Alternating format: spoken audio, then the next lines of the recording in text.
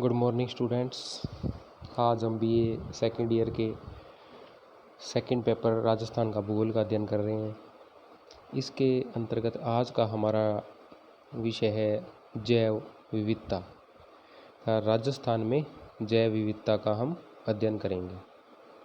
तो सर्वप्रथम हम जैव विविधता के बारे में जान लेते हैं कि जैव विविधता होती क्या है।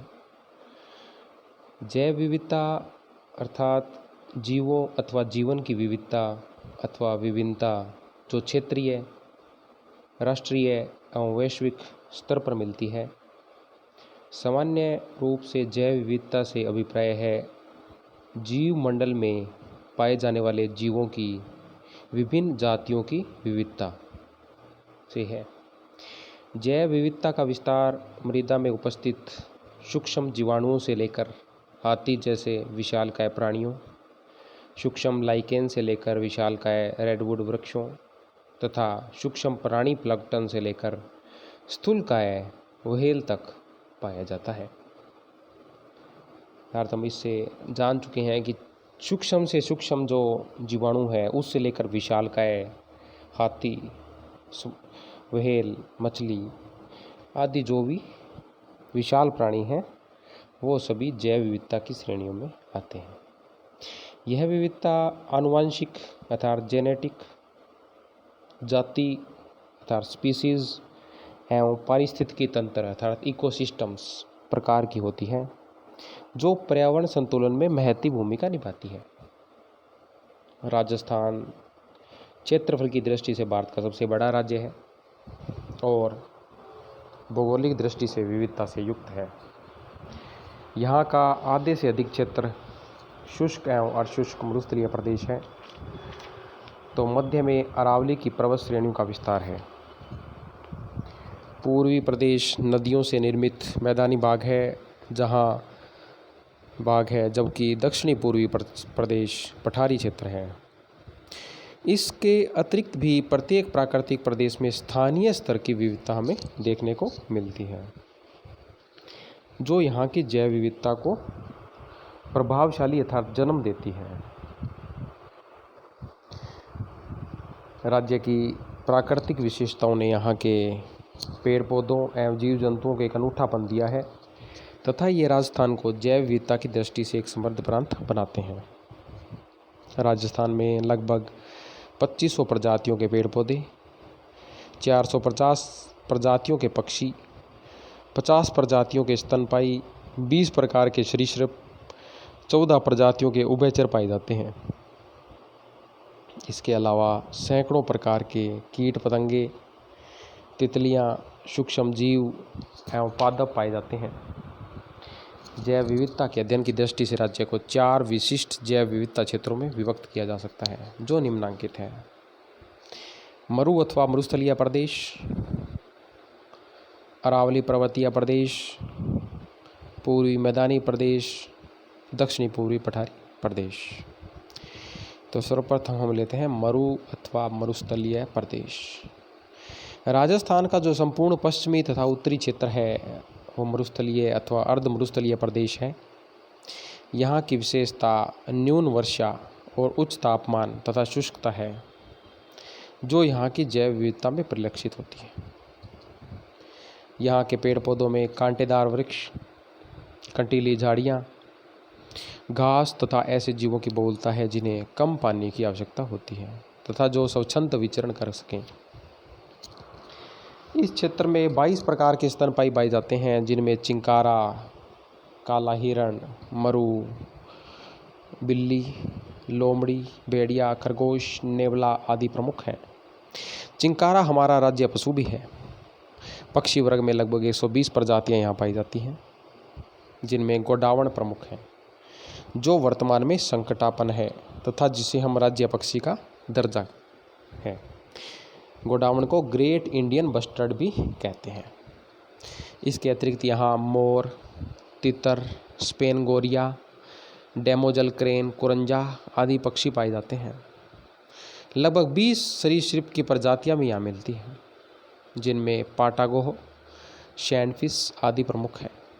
इस क्षेत्र में जैव विविधता संरक्षण हेतु राष्ट्रीय मरुउद्यान, जैसलमेर बाड़मेर जिलों में है तथा ताल छापर अभयारण्य चूरू जिले में है। इसके अतिरिक्त 18 स्थलों पर आखेट निषेध क्षेत्र है। अब आता है अरावली पर्वतीय प्रदेश। राज्य के मध्य में दक्षिणी पश्चिमी से उत्तर पूर्व की ओर फैली अरावली पर्वत श्रृंखला न केवल एक विशिष्ट भूरूप है अपितु जैव विविधता की दृष्टि से समृद्ध तथा विशिष्ट प्रदेश है। इसके दक्षिणी भाग में आज भी वनों का पर्याप्त विस्तार है, जहां सागवान के जंगल और अन्य सदाबहार वृक्ष बहुतायत से मिलते हैं।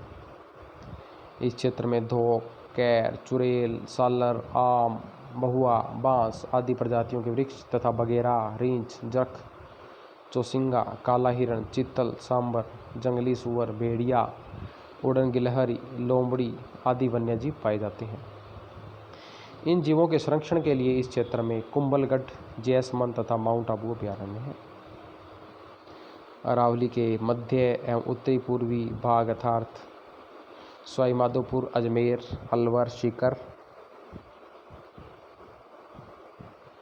जिलों में पतझड़ वाले वन तथा अनेक प्रकार के वन्यजीव पाए जाते हैं, जिनमें बाघ प्रमुख है जो हमारा राष्ट्रीय पशु है।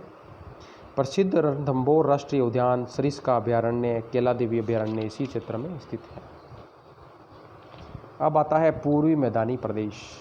यह क्षेत्र अरावली पर्वत के पूर्वी भाग में स्थित है तथा गंगा यमुना के मैदान का भाग है। इस क्षेत्र में राजस्थान के भरतपुर, अलवर, धौलपुर जिले आते हैं। इस क्षेत्र में तालाब, पोखर, बंदे, नहर आदि जल स्रोत बड़ी संख्या में है, जिस कारण यहाँ पक्षियों और प्रवासी पक्षियों की विविधता अधिक है। केवलादेव राष्ट्रीय उद्यान इसी क्षेत्र में स्थित है, जहाँ लगभग 370 प्रकार के पक्षी तथा 130 प्रकार के पादप पाए जाते हैं। इतनी समृद्ध जैव विविधता के कारण इस राष्ट्रीय उद्यान को यूनेस्को द्वारा विशिष्ट प्राकृतिक धरोहर घोषित किया गया है। इसके अतिरिक्त यहाँ वन्य विहार अभयारण्य, बंद बारेठा अभयारण्य भी जैव विविधता संरक्षण हेतु बनाए गए हैं। अब है अंतिम इसका दक्षिणी पूर्वी पठारी प्रदेश। यह क्षेत्र हाड़ौती के पठार के नाम से भी जाना जाता है। यहाँ एक और मुकंदरा और बूंदी की पहाड़ियाँ हैं, तो दूसरी ओर चंबल नदी का क्षेत्र जहाँ जलीय विविधता पाई जाती है। मुकुंदरा हिल्स को राष्ट्रीय उद्यान का दर्जा प्रदान किया गया है। इसमें दर्रा वन्य जीव अभयारण्य, जवाहर सागर वन्य जीव अभयारण्य तथा राष्ट्रीय चंबल वन्य जीव अभयारण्य सम्मिलित हैं। चंबल क्षेत्र में मगरमच्छ, घड़ियाल, डॉल्फिन, कछुए, विविध प्रकार की मछलियाँ, केकड़े आदि मिलते हैं। मुकंदरा राष्ट्रीय उद्यान में वन्य जीवों के अतिरिक्त अनेक पादपीय विविधता है। इस क्षेत्र में जैव विविधता संरक्षण हेतु रामगढ़ अभयारण्य, बस्सी अभयारण्य, शेरगढ़ अभयारण्य तथा राष्ट्रीय चंबल घड़ियाल अभयारण्य बनाए गए हैं। उपर्युक्त प्रमुख जैव विविधता प्रदेशों के अतिरिक्त राजस्थान में खारे पानी की झीलें हैं, यथा सांबर झील, पचपदरा झील है। इसी के आगे इंदिरा गांधी नहर जो लगभग 640 किलोमीटर में विस्तृत है। अनेक झीलें, जलाशय, आंतरिक जल प्रवाह क्षेत्र, बांधों के भराव क्षेत्र आदि में भी जैव विविधता दृष्टिगत होती है। वास्तव में जैव विविधता प्रकृति का अनुपम उपहार है, जो पृथ्वी पर जीवन को बनाए रखने में महत्वपूर्ण भूमिका निभाती है। अतः यह आवश्यक है कि इसका उचित संरक्षण किया जाए। जैव विविधता का संरक्षण, कंजर्वेशन ऑफ बायोडाइवर्सिटी। जैव विविधता वर्तमान में संकटग्रस्त है। इसके निरंतर विलुप्त होने अथवा इसमें कमी होने का प्रमुख कारण है, पहला प्राकृतिक आवासों का नष्ट होना अथवा कम होना, दूसरा जलवायु परिवर्तन, पर्यावरण प्रदूषण, प्राकृतिक संसाधनों का अनियंत्रित दोहन, विदेशी प्रजातियों का आक्रमण, कीटनाशकों का अतिशय प्रयोग, शिकार एवं अंधविश्वास एवं अज्ञानता आदि। अब हम देखते हैं कि जैव विविधता संरक्षण के प्रति आज जो संपूर्ण विश्व सचेष्ट है और अंतर्राष्ट्रीय एवं राष्ट्रीय स्तर पर अनेक प्रयत्न किए जा रहे हैं। इसके लिए भारत समेत अनेक देशों ने कठोर कानून और नियम बनाए हैं तथा अनेक संरक्षणात्मक प्रयत्न किए जा रहे हैं, किंतु सफलता अपेक्षानुरूप नहीं है।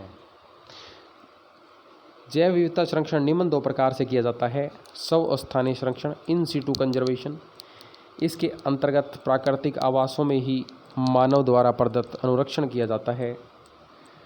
चयनित प्राकृतिक आवास में अनुकूल परिस्थितियां उपलब्ध कराई जाती हैं। भारत में इसके अतिरिक्त जैव मंडल, रिजर्व, राष्ट्रीय उद्यान, अभयारण्य एवं संरक्षण क्षेत्र बनाए गए हैं। राजस्थान में भी इनको चिन्हित कर जैव विविधता का उचित संरक्षण किया जा रहा है। अब आता है एक्स सिटू कंजर्वेशन।